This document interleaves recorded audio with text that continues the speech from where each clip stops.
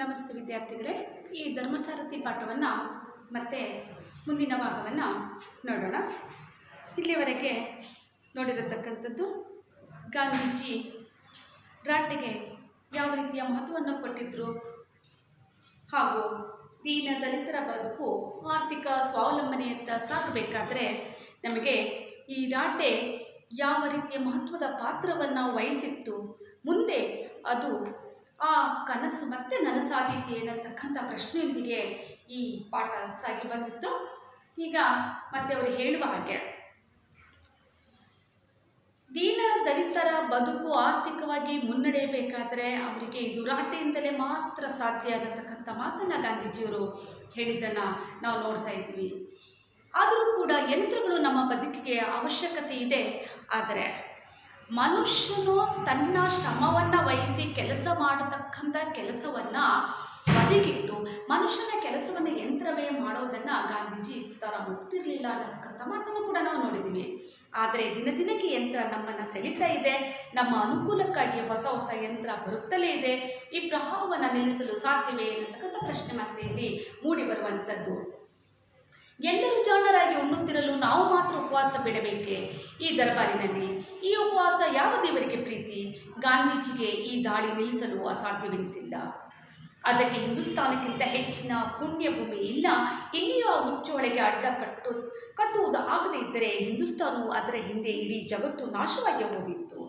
ಹಾಗಾದರೆ ಬಾರಿ ಬಾರಿ ಯಂತ್ರಗಳು ಬಂದು ಮನುಷ್ಯನು ಮಾಡತಕ್ಕಂಥ ಎಲ್ಲ ಕೆಲಸಗಳನ್ನು ಮಾಡಿದರೆ ಮನುಷ್ಯ ನಿರುದ್ಯೋಗಿ ಆಗುವುದರಲ್ಲಿ ಸಂಶಯ ಇಲ್ಲ. ಅದರ ಜೊತೆಗೆ ಇಲ್ಲಿ ಜಗತ್ತು ಕೂಡ ನಾಶವಾದಿತ್ತು ಅನ್ನತಕ್ಕಂಥ ಮಾತನ್ನು ಅವರು ಹೇಳ್ತಾರೆ.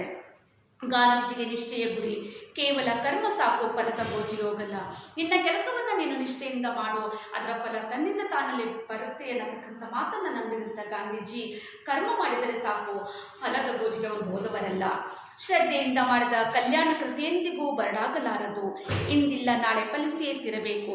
ನಾವು ನಿಷ್ಠೆಯಿಂದ ಮಾಡಿರ್ತಕ್ಕಂಥ ಕೆಲಸಕ್ಕೆ ನಮಗೆ ಫಲ ಸಿಕ್ಕೇ ಸಿಗತ್ತೆ. ಅದು ಯಾವತ್ತೂ ನಿಷ್ಪ್ರಯೋಜನ ಆಗೋದಿಲ್ಲ ಅನ್ನತಕ್ಕಂಥ ಮಾತನ್ನು ಹೇಳುವಂಥದ್ದು. ಪ್ರಪಂಚವೆಲ್ಲ ಕುದುರೆ ಸವಾರಿ ಮಾಡುತ್ತಿರುವಾಗ ನಮ್ಮ ಹುಡುಗರು ಮಾತ್ರ ಕೋಣದ ಬೆನ್ನಿನ ಮೇಲೆ ಮಲಗಬೇಕೆ?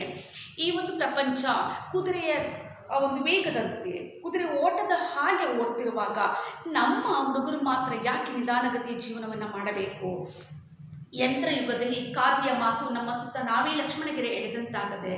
ಹಾಗಾದರೆ ಇಂಥ ಭಾರಿ ಯಂತ್ರದ ಮಧ್ಯದಲ್ಲಿ ಈ ಕಾದಿಯನ್ನು ನಾವು ಅದನ್ನು ಗುರಿಯಾಗಿಟ್ಟುಕೊಂಡು ಜೀವನವನ್ನು ಮಾಡಿದ್ರೆ ನಮ್ಮ ಸುತ್ತ ನಾವೇ ಒಂದು ಬಂದಿಯಾಗಿ ಒಂದು ಲಕ್ಷ್ಮಣ ರೇಖೆಯನ್ನು ಎಳೆದಂತ ಆಗದಿಲ್ಲವೇ ಅನ್ನತಕ್ಕಂಥ ಮಾತು.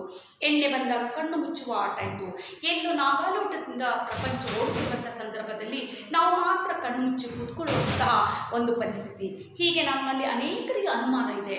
ಈ ಎಲ್ಲ ಪ್ರಶ್ನೆಗಳು ಅನೇಕ ಜನರಲ್ಲಿ ಅನುಮಾನಗಳು ಹುಟ್ಟು ಹಾಕ್ತಾನೇ ಇದೆ. ಗಾಂಧೀಜಿಗೆ ಹಾಗೆ ಅನಿಸುವುದಿಲ್ಲ. ಖಾದಿ ಸಾಮ್ರಾಜ್ಯದಲ್ಲೂ ದೇಶಗಳ ನಡುವೆ ಹೊಡೆತಕ್ಕೆ ಕೊಡುವಂತಹ ತೆಗೆದುಕೊಳ್ಳುವಂಥ ವ್ಯವಹಾರ ಉಂಟು. ಅವರಲ್ಲಿ ಇಲ್ಲುದುದು ಇವರಿಂದ, ಇವರಲ್ಲಿ ಇಲ್ಲುದುದು ಅವರಿಂದ ತೆಗೆದುಕೊಂಡಾರು, ಹಾಗೆ ಕೊಟ್ಟಾರು. ಆದರೆ ಪ್ರಪಂಚದಲ್ಲಿ ಅನೇಕ ವಿಷಯಗಳು ನಮ್ಮಿಂದ ಬೇರೆಯವರಿಗೆ ಕೊಟ್ಟು ಬೇರೆಯವರಿಂದ ನಾವು ಪಡೆದುಕೊಳ್ಳುವಂಥ ವ್ಯವಸ್ಥೆಗಳು ಕೂಡ ಇದೆ. ಹಾಗೆ ಇದು ಕೂಡ ಸಾಧ್ಯ ಇರತಕ್ಕಂಥ ಮಾತು. ಆದರೆ ಬದುಕನ್ನು ಅತಿ ಸರಳವಾಗಿ ಮಾಡಿದರೆ ಪರದೇಶದಿಂದ ನಮಗೆ ಬೇಕು ಆಗುವುದಾದರೂ ಏನು? ಹಾಗಾದ್ರೆ ಹೇಳುವಂಥದ್ದು ಅಮೆರಿಕ ಅಧ್ಯಕ್ಷ ಹೂವರ್ ಮನೆಗೆರಡು ರೇಡಿಯೋ ತಲೆಗೆರಡು ಕಾರು ತನ್ನ ಗುರಿ ಎನ್ನುತ್ತಿದ್ದ. ಎರಡು ಬೇಡ ಒಂದಾದರೂ ಬರುವ ದಿನ ಇದ್ರು ನೋಡಬಾರದೆ. ಮತ್ತೆ ಪ್ರಶ್ನೆ, ಅಮೆರಿಕದ ಅಧ್ಯಕ್ಷ ಹೇಳುವ ಹಾಗೆ ಪ್ರತಿಯೊಬ್ಬರ ಮನೆಯಲ್ಲಿ ಕಾರುಗಳು ಬೇಕು ಅನ್ನತಕ್ಕಂಥದ್ದು. ಒಬ್ಬರಿಗೆ ಅಲ್ಲಲ್ಲ ಒಂದಾದರೂ ಬೇಕಲ್ಲವೇ ಅನ್ನುವಂಥ ಮಾತು. ಗಾಂಧೀಜಿ ಈ ಮಾತಿನಲ್ಲಿ ಹೊರಡಿಲ್ಲ. ಪ್ರಪಂಚವೆಲ್ಲ ಕಾರೇ ತುಂಬಿ ಹೋದರೆ ನಮ್ಮ ಕಾಲೇ ನಮಗೆ ಬೇಡವಾಗುವಂಥ ಪರಿಸ್ಥಿತಿ ಬರಬಹುದು. ಹಾಗಾದರೆ ಮತ್ತೆ ನಾವು ಯಂತ್ರಕ್ಕೆ ಮೊರೆ ಹೋದರೆ ಎಲ್ಲ ಪ್ರತಿಯೊಂದು ಕ್ಷಣದಲ್ಲಿ ಪ್ರತಿಯೊಂದು ಹೆಜ್ಜೆಗೂ ನಾವು ಕಾರನ್ನು ಬಳಸ್ತಾ ಹೋದರೆ ನಮ್ಮ ಕಾಲು ನಮಗೆ ಬೇಡವಾಗುವಂಥ ಪರಿಸ್ಥಿತಿ ಬರುವಂತಹದ್ದು ಖಂಡಿತ. ಉಪಯೋಗವಿಲ್ಲದ ಮೂಲೆಗೆ ಬಿದ್ದಂತಾಗಿ ವಿಜ್ಞಾನಿಗಳ ತತ್ವದಂತೆ ಅವು ಗುರುತು ಹೋಗಬೇಕಾಗಿತ್ತು. ಹಿಂದೂಸ್ತಾನದಲ್ಲಿ ಹಳ್ಳಿಗೂ ರೇಡಿಯೋ ಆಗುವ ದಿನ ನನ್ನ ಕಾಲದಲ್ಲೇನೂ ಬಾರದು. 3 ಕೋಟಿ ಜನ ಮಾಡುವ ಕೆಲಸವನ್ನು 30,000 ಜನ ಮಾಡಿದರೆ ನನಗೇನು ಆಕ್ಷೇಪಣೆ ಇಲ್ಲವಾಗಲಿ. ಇದರಿಂದ 3 ಕೋಟಿ ಜನ ಸುಮ್ಮನೆ ಕಾಲು ಚಾಚಿಕೊಂಡು ನಿರುದ್ಯೋಗಿಗಳಾಗಬಾರದು, ಅದೇ ಮುಖ್ಯ. ಹಾಗಾದರೆ ಈ ಯಂತ್ರ ಮಾಡುವಂಥದ್ದೇನು? ಕೋಟಿ ಜನ ಮಾಡುವಂಥ ಕೆಲಸ, 3 ಕೋಟಿ ಜನ ಮಾಡುವಂಥ ಕೆಲಸ 30,000 ಜನ ಮಾಡಿದರೆ ಅವರಿಗೆ ಆಕ್ಷೇಪಣೆ ಇಲ್ಲ. ಆದರೆ ಈ ಯಂತ್ರಗಳ ಮನುಷ್ಯ ಮಾಡುವಂಥ ಕೆಲಸ ಯಂತ್ರಗಳು ಮಾಡೋದಕ್ಕೆ ಶುರು ಮಾಡಿದರೆ ಮನುಷ್ಯ ಕೆಲಸ ಇಲ್ಲದೆ ಮೂಲೆ ಗುಂಪಾಗಿ ನಿರುದ್ಯೋಗಿ ಆಗ್ತಾನಲ್ಲ, ಅದು ಇಷ್ಟ ಇರಲಾರದು. ಯಂತ್ರ ಬಂದರೆ ಆ 3 ಕೋಟಿ ಜನಕ್ಕೆ ಕೆಲಸ ಹಗುರವಾಗಿ ಬೇಕಾದಷ್ಟು ವಿರಾಮ ಸಿಗ್ತದೆ ಅಂತ ಯಾರು ಹೇಳಿರಬಹುದು. ಆದರೆ ಯಂತ್ರ ಬಂದರೆ ಮನುಷ್ಯನಿಗೆ ವಿಶ್ರಾಂತಿ ಸಿಗತ್ತೆ ಅನ್ನತಕ್ಕಂಥ ಮಾತು ಯಾರು ಹೇಳಿದ್ದಿದೆ? ಯಾಕೆ ವಿರಾಮ? ಏನು ಹಾಕಿ ಆಡಬೇಕೆ ಅಂತ ಗಾಂಧೀಜಿ ಕೇಳ್ತಾರೆ. ಮನುಷ್ಯನಿಗೆ ಯಾಕೆ ವಿರಾಮ ಬೇಕು? ಯಾಕೆ ಆತ ವಿಶ್ರಾಂತಿ ಪಡೆದು ಆಟ ಆಡೋದಕ್ಕೆ ವಿಶ್ರಾಂತಿ ಬೇಕಾ? ಯಾತಕ್ಕಾಗಿ ವಿಶ್ರಾಂತಿ ಬೇಕು? ಮನುಷ್ಯನ ದೇಹ ಚಟುವಟಿಕೆಯಿಂದ ಇದ್ದರೆ ಮಾತ್ರ ಆತ ಆರೋಗ್ಯವಂತನಾಗಿರೋದಕ್ಕೆ ಸಾಧ್ಯ. ಯಂತ್ರಗಳಿಂದ ಸಮೃದ್ಧಿಯ ಕಾಲ ಬರುತ್ತದೆ ಎಂದು ಬಂದವರು ಸೂಚಿಸಿದರು. ಗಾಂಧೀಜಿಯವರ ಮೇಲೆ ತಿರುಗಿ ಬಿದ್ದರು. ಬಂದವರು ಅಮೆರಿಕಾದವರು ಏನು ಸಮೃದ್ಧಿ? ಕೋಟಿಗಟ್ಟಲೆ ಚೀಲ ಗೋಧಿ ಬೆಳೆದು ಅದನ್ನು ನಿಶ್ಚಿಂತೆಯಿಂದ ಸುಟ್ಟು ಬೂದಿ ಮಾಡುವುದು ನಿಮ್ಮಲ್ಲಿ ಮಾಡಿದ ಹಾಗೆ ಇದೆ ಅಲ್ಲವೇ ಸಮೃದ್ಧಿ? ಗಾಂಧೀಜಿ ಕೇಳಿದರು. ಹಾಗಾದರೆ ಮತ್ತು ಮನುಷ್ಯ ಕೆಲವರು ಹೊರದೇಶದಿಂದ ಬಂದವರು ಹೇಳ್ತಾರೆ ಯಂತ್ರಗಳು ಬಂದರೆ ಇಲ್ಲಿ ಆ ಒಂದು ನೆಲ ಸಮೃದ್ಧಿ, ಆ ನೆಲಕ್ಕೆ ಸಮೃದ್ಧಿ ಕಾಲ ಬರುತ್ತೆ ಅಂತ ಸೂಚಿಸಿದರು. ಆದರೆ ಗಾಂಧೀಜಿಯವರ ಮೇಲೆ ಅವರು ಕೂಡ ತಿರುಗಿ ಬೀಳ್ತಾರೆ. ಹಾಗಾದರೆ ಇಲ್ಲಿ ಸಮೃದ್ಧಿ ಅಂದರೆ ಏನು ಅನ್ನತಕ್ಕಂಥದ್ದು ಗಾಂಧೀಜಿಯವರ ಪ್ರಶ್ನೆ. ಹಾಗೆ ಅವ್ರು ಕೇಳುವಂಥದ್ದು ಕೋಟಿಗಟ್ಟಲೆ ಚೀಲ ಗೋಧಿ ಬೆಳೆದು ಅದನ್ನು ನಿಶ್ಚಿಂತೆಯಿಂದ ಸುಟ್ಟು ಬೂದಿ ಮಾಡೋದು ಸಮೃದ್ಧಿಯ ಅನ್ನತಕ್ಕಂಥ ಮಾತು. ಸುಡುವುದು ನಿಂತು ಹೋಗಿದೆ. ಅವರು ಹೇಳಿದರು ಗೋಧಿ ಬೆಳೆಯಬೇಡಿರೆಂದು ರೈತರಿಗೆ ಲಂಚ ಕೊಡ್ತಿದ್ದಾರೆ. ಈಗ ಬಂಡವಾಳ ಸಿದ್ಧಾಂತ ತಂದ ವಿಪರೀತ ಕಾಲ ಅದು. ಈಗ ಕೋಳಿಯ ಮೊಟ್ಟೆ ದರ ಇಳಿದುದರಿಂದ ಜನರು ಹೊಡೆದಾಡುವಾಗ ಮೊಟ್ಟೆ ಕಲ್ಲಿನಂತೆ ಹಾರಾಡುತ್ತದೆ. ಹಾಗೆ ಒಂದು ವಸ್ತುವಿನ ಬೆಲೆ ಕಡಿಮೆಯಾದಾಗ ಮನುಷ್ಯ ಅದನ್ನು ಯಾವ ಒಂದು ರೀತಿಯಲ್ಲಿ ಉಪಯೋಗಿಸ್ಕೊಳ್ತಾನೆ ಅನ್ನತಕ್ಕಂಥ ಮಾತನಲ್ಲಿ ನಾವು ನೋಡುವಂಥದ್ದು. ಹಾಗಾಗಿ ಇಂಥ ಅವ್ಯವಸ್ಥೆ ಬೇಡ ಅಂತ ಹೇಳುವಂಥದ್ದು ಗಾಂಧೀಜಿ ಹೇಳುವುದು. ಎಲ್ಲರಿಗೂ ಹೊಟ್ಟೆ ತುಂಬ ಹಿಟ್ಟು, ಮೈ ತುಂಬ ಬಟ್ಟೆ, ತಕ್ಕ ಮಟ್ಟಿಗೆ ವಿದ್ಯೆ, ಇಷ್ಟಾದರೆ ಸಮೃದ್ಧಿ. ಇದನ್ನೇ ಸಮೃದ್ಧಿ ಅಂತ ನೀವು ಕರೆದರೆ ಸರಿ. ಸಮೃದ್ಧಿ ಎಂದರೆ ಗಾಂಧೀಜಿಯವರ ಒಂದು ಅಭಿಪ್ರಾಯದಲ್ಲಿ ಏನು? ಮೈ ತುಂಬ ಬಟ್ಟೆ, ಹೊಟ್ಟೆಗೆ ಊಟ, ಹಾಗೆ ತಕ್ಕ ಮಟ್ಟಿಗೆ ಜೀವನವನ್ನು ನಡೆಸೋದಕ್ಕೆ ಬೇಕಾಗುವಂಥ ವಿದ್ಯೆ, ಇದನ್ನು ನಾವು ಸಮೃದ್ಧಿ ಅಂತ ಕರೆಯಬೇಕೇ ಹೊರತು ಅದನ್ನು ನೀವು ಕೂಡ ಸಮೃದ್ಧಿ ಅಂತ ಕರೆದರೆ ಸರಿ. ಅದನ್ನು ಬಿಟ್ಟು ಹೊಟ್ಟೆ ಒಡೆಯುವಂತೆ ಅನ್ನ ಕೂರುವುದು, ಉಪಯೋಗವಿಲ್ಲದಿದ್ದರೂ ಮನೆ ತುಂಬ ಸಾಮಾನು ಕೂಡಿ ಹಾಕುವುದು ಸರಿಯಲ್ಲ. ಹೀಗೆ ಹಿಂದೂಸ್ತಾನದಲ್ಲಿ ಬಡತನ, ಕೊಳಕು, ಧೂಳು ಯಾವುದೂ ಬೇಕಾಗಿಲ್ಲ. ಹಾಗಾದರೆ ಸಮೃದ್ಧಿ ಅಂತ ಇನ್ನೊಂದು ಅರ್ಥದಲ್ಲಿ ಕರೆಯುವಂಥ ಜನರು ಕೂಡ ಇದ್ದಾರೆ. ಏನು? ಹೊಟ್ಟೆ ಬಿರಿಯುವಷ್ಟು ತಿನ್ನುವಂಥದ್ದು, ಅವಶ್ಯಕತೆಗಿಂತ ಜಾಸ್ತಿಯಾಗಿ ಮನುಷ್ಯ ಆಹಾರವನ್ನು ಉಪಯೋಗಿಸುವಂಥದ್ದು, ಜೊತೆಗೆ ಮನೆಯಲ್ಲಿ ಸಾಮಾನುಗಳನ್ನು ಕೂಡ ಕೂಡಿ ಹಾಕುವಂಥದ್ದು, ಇದನ್ನು ಕೆಲವರು ಸಮೃದ್ಧಿ ಅಂತ ಕರೀತಾ ಇದ್ದಾರೆ. ಇದು ಅವರಿಗೆ ಸಮ್ಮತವಲ್ಲ. ಈ ದೃಢ ಮನಸ್ಸಿಗೆ ತಮ್ಮ ಹೆಂಗಸರು ತೆಳುವಾದ ಸೀರೆ, ನಮ್ಮ ಗಿರಣಿ ಪಂಚೆ ಎಲ್ಲ ನಮ್ಮ ನಾಡಿನ ಗುಲಾಮಗಿರಿಯ ಗುರುತು. ಅಪಮಾನದ ಬಾವುಟಾಗಿ ಕಾಣುತ್ತೆ. ನನ್ನ ದುಃಖದ ಆಳವನ್ನು ನಿಮಗೆ ತಿಳಿಸಲಾರೆ, ನನಗೆ ಮುಪ್ಪಿನ ಮರಳು ಕವಿದಿದೆ ಎನ್ನುತ್ತೀರಾ? ಹಾಗಾದರೆ ಅವ್ರು ಹೇಳುವಂಥದ್ದು ಪರದೇಶದಲ್ಲಿ ನಾವು ಏನು ವಸ್ತುವನ್ನು ಆಮದು ಮಾಡ್ಕೊಳ್ತಾ ಇದ್ದೀವೋ ಅದನ್ನು ನಾವು ಉಪಯೋಗಿಸಿದಾಗ ಅದು ಗುಲಾಮಗಿರಿಯ ಗುರುತು ಅಂತ ಗಾಂಧೀಜಿ ಹೇಳಿದ್ದಾರೆ. ಅಷ್ಟೇ ಅಲ್ಲದೆ ಅವರು ಹೇಳ್ತಾ ಇದ್ದಾರೆ, ನನ್ನ ಮನಸ್ಸಿನ ಆಳ ಗೊತ್ತಾದರೆ ನನ್ನ ದುಃಖ ಏನು ಅಂತ ನಿಮಗೆ ಅರ್ಥವಾಗೋದಕ್ಕೆ ಸಾಧ್ಯ. ಹಾಗಾದರೆ ನಾನು ಈ ರೀತಿಯಾಗಿ ಕಾದಿಗೆ ಹೆಚ್ಚು ಮಹತ್ವ ಕೊಟ್ಟು ಮಾತನಾಡ್ತಾ ಇದ್ದೀನಿ ಅಂತಂದರೆ ನನ್ನ ಮನಸ್ಸಿಗೆ ಏನೋ ಒಂದು ಮರಳು ಕವಿದಿದೆ ಅಂತ ನೀವು ಅಂದ್ಕೊಳ್ತೀರಾ? ನಾನು ನಡೆದಿರೋ ದಾರಿ ತಪ್ಪು ಅಂತ ಇದ್ದೀರಾ? ಯಾರಾದರೂ ಹಾಗೆ ಪ್ರಮಾಣಿಸಿಕೊಡಿ. ಹಾಗಾದರೆ ಅವರು ಒಂದು ಮಾತು ಹೇಳ್ತಾರೆ, ಇದು ಯಾರು ಸಾಬೀತು ಮಾಡಿಕೊಡೋದಕ್ಕೆ ಯಾರಿಗಿದು ಸಾಮರ್ಥ್ಯ ಇದೆ ಅಂತ ಅವರು ಮತ್ತೆ ಸವಾಲನ್ನು ಹಾಕ್ತಾರೆ. ನನ್ನ ಹೆಮ್ಮೆಯನ್ನೆಲ್ಲ ನುಂಗಿಕೊಂಡು ಅವರ ಕಾಲಿಗೆ ಬೀಳುತ್ತೇನೆ ಅಂತ ಕೂಡ ಹೇಳ್ತಾರೆ. ನನ್ನ ತನವನ್ನು, ನನ್ನ ಸ್ವಾಭಿಮಾನವನ್ನು ನಾನು ಅದು ಬಿಟ್ಟುಕೊಂಡು ಹಾಗೆ ಸಾಬೀತು ಮಾಡಿರತಕ್ಕಂಥ ವ್ಯಕ್ತಿಯ ಕಾಲಿಗೆ ಬೀಳ್ತೀನಿ ಅನ್ನತಕ್ಕಂಥ ಮಾತನ್ನು ಹೇಳ್ತಾರೆ. ನಿಮಗೆ ಧೈರ್ಯ ಇದ್ದರೆ ನನ್ನನ್ನು ಸೋಲಿಸಿ, ಇಲ್ಲದಿದ್ದರೆ ನನ್ನ ದಾರಿಗೆ ಬನ್ನಿ, ಕಾರ್ಯ ಚಳುವಳಿಯಲ್ಲಿ ಸೇರಿಕೊಳ್ಳಿ ಹೇಳುವಂಥದ್ದು ಗಾಂಧೀಜಿಯ ಸ್ಪಷ್ಟ ಪರಿಕಲ್ಪನೆಯನ್ನು ಬಿಚ್ಚಿಡ್ತಾರೆ ಖಾದಿಯ ಬಗ್ಗೆ. ಅವ್ರು ಹೇಳ್ತಾರೆ, ನನ್ನ ಈ ಒಂದು ನನಗೆ ಸವಾಲು ಹಾಕಿ ಅಥವಾ ನಾನು ಹೇಳಿರೋದು ತಪ್ಪು ಅನ್ನತಕ್ಕಂಥ ಯಾವುದಾದ್ರು ವ್ಯಕ್ತಿ ಸಾಬೀತು ಮಾಡೋದಿದ್ದರೆ, ಧೈರ್ಯ ಇದ್ದರೆ ನನ್ನನ್ನು ಸೋಲಿಸಿ ಅಂತಾರೆ. ಇಲ್ಲದೇ ಇದ್ದರೆ ನಾನು ಹೇಳಿರತಕ್ಕಂಥ ದಾರಿಗೆ ಬನ್ನಿ, ಖಾದಿ ಚಳುವಳಿಯಲ್ಲಿ ನೀವು ಕೂಡ ಭಾಗಿದಾರರಾಗಿ ಸೇರಿಕೊಳ್ಳಿ ಅನ್ನತಕ್ಕಂಥ ಮಾತನ್ನು ಹೇಳ್ತಾರೆ. ಮತ್ತೆ ಮುಂದೆ ಹೇಳುವಂಥದ್ದು, ಖಾದಿ ವಿಷಯವಾಗಿ ಗಾಂಧೀಜಿ 20 ವರ್ಷದಿಂದ ಮಾತನಾಡುತ್ತಿದ್ದಾರೆ, ದುಡಿಯುತ್ತಿದ್ದಾರೆ. ಕೇವಲ ಗಾಂಧೀಜಿ ಆಡ್ತಾ ಇದ್ದ ಹಾಗೆ ಅದರ ಒಂದು ಪರವಾಗಿ ದುಡಿದು ಕೂಡ ಅವರು ಮಾಡ್ತಾ ಇದ್ದಾರೆ.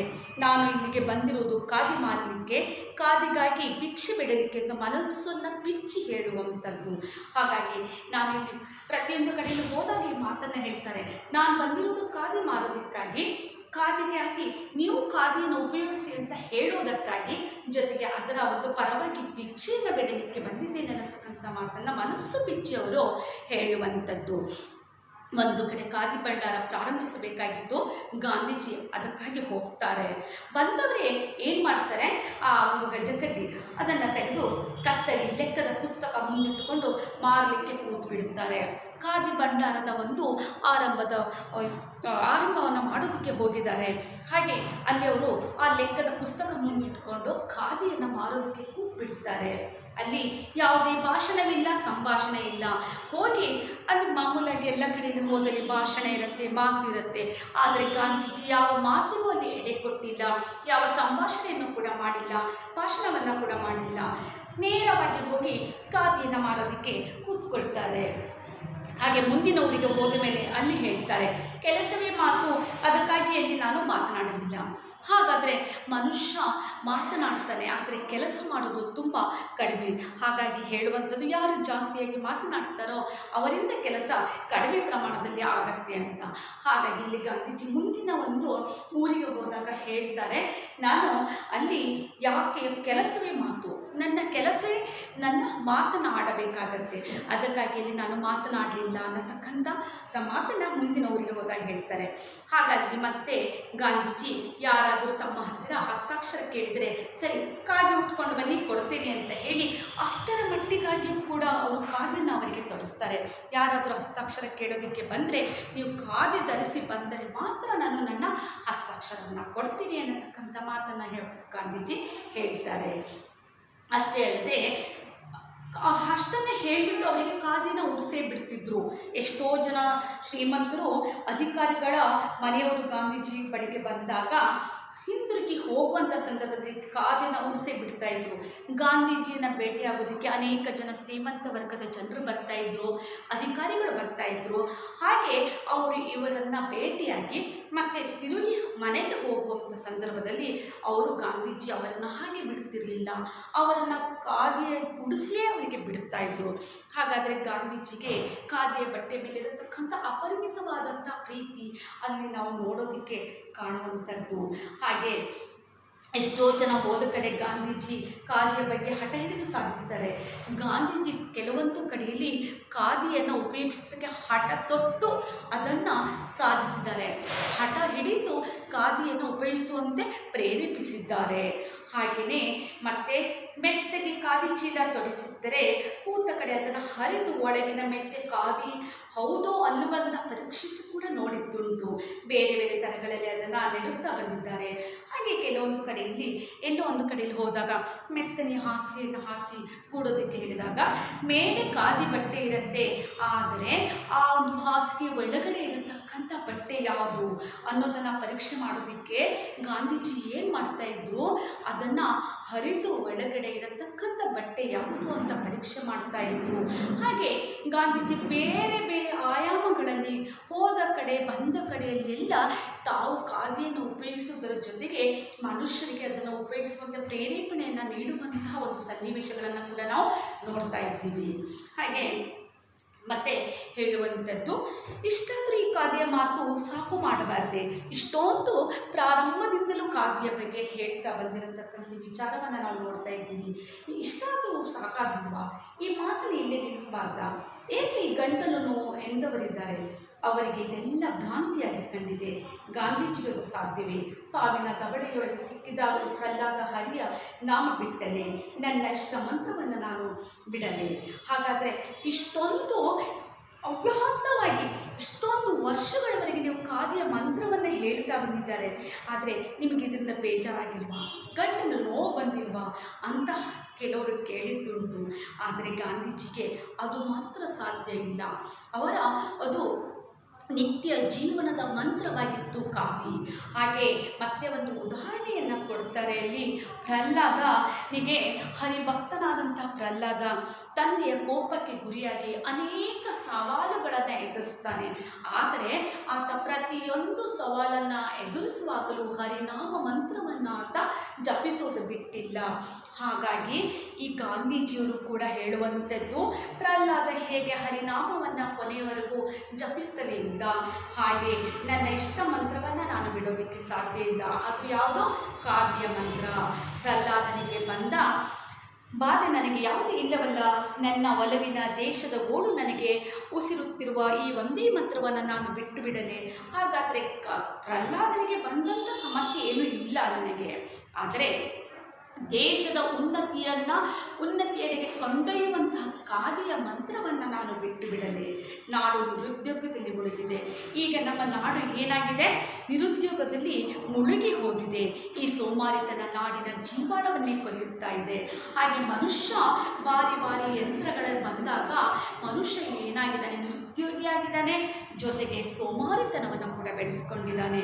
ಹಾಗಾಗಿ ಒಳನಾಡಿನ ಹಳ್ಳಿಗಳಿಗೆ ಹೋದಾಗ ಅಲ್ಲಿನ ಜನರು ಕಳೆ ಇಲ್ಲದ ಬರಿಗಣ್ಣು ನೋಡಿ ಬೆದರಿದ್ದೇನೆ. ಹಾಗಾದರೆ ಹಳ್ಳಿ ಪ್ರದೇಶದಲ್ಲಿ ಹೋದಾಗ ಜನರು ಅಲ್ಲಿ ಒಪ್ಪತ್ತಿನ ಊಟಕ್ಕೂ ಗತಿ ಇಲ್ಲದೆ ಅವರ ಒಂದು ಸ್ಥಿತಿಯನ್ನು ನೋಡಿ, ಕಳೆ ಇಲ್ಲದ ಒಂದು ಜೀವನವನ್ನು ನೋಡಿ ಆ ದೃಶ್ಯವನ್ನು ಕಂಡು ನಾನು ಬೆದರಿದ್ದೇನೆ. ಬೇರೆ ಏನೂ ಮಾಡಲು ಕೆಲಸ ಇಲ್ಲದೆ ದನದ ಜೊತೆಯಲ್ಲಿ ದುಡಿದು ದನಗಳ ಹಾಗೆಯೇ ಆಗಿದ್ದಾರೆ ಜನ. ಬೇರೆ ಹಳ್ಳಿಗಳಲ್ಲಿ ಯಾವ ಕೆಲಸ ಇದೆ? ಬೇರೆ ಯಾವುದೇ ಕೆಲಸ ಇಲ್ಲದೇ ದನಗಳ ಜೊತೆಗೆ ದನ ಮೇಯಿಸುವಂಥ ಕೆಲಸ, ದನಗಳ ಜೊತೆಯೇ ಇದ್ದು ದನಗಳ ಹಾಗೆಯೇ ಅವರು ಆಗಿರತಕ್ಕಂಥದ್ದು. ಕೋಟಿಗಟ್ಟಲೆ ಜನ ತಮ್ಮ ಕೈಯನ್ನೇ ಮರೆತಿದ್ದಾರೆ. ಎಂಥ ದಾರುಣ ಚಿತ್ರ! ತಮ್ಮ ಕೈಗೆ ಕೆಲಸ ಇಲ್ಲದೆ ತಮ್ಮ ಕೆಲಸವನ್ನು ಮರೆತು ಅವರು ತಮ್ಮ ಕೈಯನ್ನೇ ಮರೆಯುವಂಥ ಸ್ಥಿತಿಯಲ್ಲಿ ತಂದಿರುವಂಥದ್ದು. ಇಂಥ ಒಂದು ಇದು ಭೀಕರ ದೃಶ್ಯ. ಪಶುಗಳಿಗೂ ನಮಗೂ ನಡುವೆ ಇಷ್ಟು ದೊಡ್ಡ ಭೇದ ಹೇಗೆ ಬಂತು? ಈಗ ಎಲ್ಲ ಪಶುಗಳಿಗಿಂತ ಭಿನ್ನವಾದಂಥ ಮನುಷ್ಯ ಯಾವತ್ತೂ ಚಟುವಟಿಕೆಯಿಂದ ಇರತಕ್ಕಂಥವನು, ಕೆಲಸ ಮಾಡ್ತಾ ಇರತಕ್ಕಂಥವನು. ಇಲ್ಲಿ ಹೇಗೆ ಇಷ್ಟೊಂದು ದೊಡ್ಡ ವ್ಯತ್ಯಾಸ ಬಂತು? ಕೈಯಲ್ಲವೇ ಅದಕ್ಕೆ ಕಾರಣ. ಕಾಲಿನ ಹಾಗೆ ಅದನ್ನು ಬರೀ ಯಂತ್ರದಂತೆ ಅಂಗದಂತೆ ಉಪಯೋಗಿಸುತ್ತಿದ್ದೇವೆಲ್ಲ. ಪ್ರಕೃತಿ ಮಾತೆ ಕೊಟ್ಟ ವರವನ್ನು ಜರಿದಿದ್ದೇವೆ. ಫಲವಾಗಿ ನಮ್ಮ ಮೈ ಮನಸ್ಸುಗಳೆಲ್ಲೂ ಒಣಗಿ ಹೋಗುತ್ತಿದೆ. ಕೆಲಸ ಇಲ್ಲದೇ ಮನಸ್ಸು ಹಾಗೂ ಮೈ ಇಲ್ಲಿ ಒಣಗಿ ಹೋಗುವಂಥ ಪರಿಸ್ಥಿತಿ ಬಂದಿದೆ. ಹಾಗಾಗಿ ನಮಗೆ ಕೆಲಸದಲ್ಲಿ ನಮ್ಮನ್ನು ತೊಡಗಿಸಿಕೊಂಡಾಗ ಮನಸ್ಸು ಕೂಡ ಪ್ರಫುಲ್ಲವಾಗಿರುತ್ತೆ. ಮನಸ್ಸು ದೇಹ ಚಟುವಟಿಕೆ ಜೊತೆಗೆ ಮನಸ್ಸನ್ನು ಕೂಡ ಚಟುವಟಿಕೆಯಿಂದ ಕೆಲಸ ಮಾಡುತ್ತೆ. ಆಗ ಮಾತ್ರ ಮನುಷ್ಯ ಆಸಕ್ತಿಯಿಂದ, ಉಲ್ಲಾಸದಿಂದ, ಖುಷಿಯಿಂದ, ನೆಮ್ಮದಿಯಿಂದ, ಸಂತೋಷದಿಂದ ಜೀವನ ಮಾಡೋದಕ್ಕೆ ಸಾಧ್ಯ. ಹಾಗಾಗಿ ಕೆಲಸ ಇಲ್ಲದೆ ಮನುಷ್ಯನ ಮನಸ್ಸು, ಮೈ ಎಲ್ಲವುಗಳು ಕೂಡ ಒಣಗಿ ಹೋಗ್ತಾ ಇದೆ. ರಾಟೆಯೊಂದೇ ಈ ಅನಾಹುತವನ್ನು ತಡೆಯಬಲ್ಲ ಸಾಧನ. ಈ ಅನಾಹುತವನ್ನು ತಡೆಯುವಂಥ ಒಂದು ಶಕ್ತಿ ಇದ್ದರೆ ಅದು ರಾಟೆಗೆ ಮಾತ್ರ. ನಾಡಿನಲ್ಲಿ ಉದ್ಯೋಗ ಪ್ರಿಯತೆಯನ್ನು ಬೆಳೆಸಿ ಹಳ್ಳಿಗಳನ್ನು ಉದ್ಧಾರ ಮಾಡುವಂತಹ ಬಡಬಗ್ಗರಿಗೆ ಒಂದು ಹೊತ್ತಿನ ಹಿಟ್ಟಾದರೂ ಕೊಡುವ ಉಪಾಯ ಬೇರೆ ಏನಿದೆ? ಈ ನಾಡಿನಲ್ಲಿ ಉದ್ಯೋಗ ಪ್ರಿಯತೆಯನ್ನು ಬೆಳೆಸಿ, ಉದ್ಯೋಗದಲ್ಲಿ ನಮ್ಮ ಆಸಕ್ತಿಯನ್ನು ಹೆಚ್ಚಿಸಿ, ಕಡಿಮೆ ಬಂಡವಾಳದಲ್ಲಿ ಉದ್ಯೋಗವನ್ನು ಸೃಷ್ಟಿಸುವಂತಹ ಒಂದು ವ್ಯವಸ್ಥೆ ಇದ್ದರೆ, ಬಡಬಗ್ಗರಿಗೆ ಒಂದು ಹೊತ್ತಿನ ಹಿಟ್ಟು ಹೊಟ್ಟೆಗೆ ಕೊಡುವಂಥ ಒಂದು ಶಕ್ತಿ ಇದ್ದರೆ ಅದು ರಾಟೆಗೆ ಮಾತ್ರ, ಬೇರೆ ಯಾವುದಕ್ಕೂ ಇದು ಸಾಧ್ಯ ಇಲ್ಲ ಅನ್ನತಕ್ಕಂಥ ಮಾತನ್ನು ಕೂಡ ಇಲ್ಲಿ ಹೇಳುವಂಥದ್ದು. ಇಷ್ಟೊತ್ತಿನವರೆಗೆ ನಾವು ಏನು ನೋಡಿದ್ದೀವಿ? ಈ ರಾಟೆಯ ಮಹತ್ವವನ್ನು ಪಾಠದುದ್ದಕ್ಕೂ ನೋಡ್ತಾ ಬಂದಿದ್ದೀವಿ. ಗಾಂಧೀಜಿ ಕೂಡ ಅದರ ಬಗ್ಗೆ ಅಪ್ಪಟ ಒಂದು ಖಾದಿಯ ಪ್ರೇಮಿಯಾಗಿ, ಖಾದಿ ಮನುಷ್ಯನ ಆರ್ಥಿಕ ಸ್ಥಿತಿಯನ್ನು, ಸ್ವಾವಲಂಬನೆಯನ್ನು ಹಾಗೂ ದೀನ ದಲಿತರ ಬದುಕನ್ನು ಹಸನು ಮಾಡಲಿರತಕ್ಕಂಥ ಏಕೈಕ ಒಂದು ಕೆಲಸ, ಏಕೈಕ ಸಾಧನ ಅನ್ನತಕ್ಕಂಥ ಮಾತನ್ನು ನಂಬಿ ಬದುಕಿದಂಥವರು ಗಾಂಧೀಜಿ. ಅವರಿಗೆ ಖಾದಿ ಮೇಲೆ ಅಪರಿಮಿತವಾದಂಥ ವಿಶ್ವಾಸ ಇತ್ತು. ಅದರಿಂದ ಜನರ ಸ್ಥಿತಿ ಉನ್ನತಿಗೆ ತಲುಪೋದಕ್ಕೆ ಸಾಧ್ಯ ಅನ್ನತಕ್ಕಂಥ ಬಲವಾಗಿ ನಂಬಿರತಕ್ಕಂಥ ಗಾಂಧೀಜಿಯ ಮನೋಭಾವವನ್ನು ನಾವು ಇಷ್ಟೊತ್ತಿನವರೆಗೆ ನೋಡಿದ್ದೀವಿ. ಇದು ಮತ್ತೆ ಮುಂದುವರಿಯುತ್ತೆ.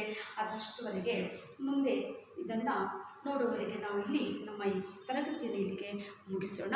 ಮತ್ತೆ ಇದರ ಮುಂದಿನ ಭಾಗವನ್ನು ಮುಂದಿನ ತರಗತಿಯಲ್ಲಿ ನೋಡೋಣ. ಧನ್ಯವಾದಗಳು.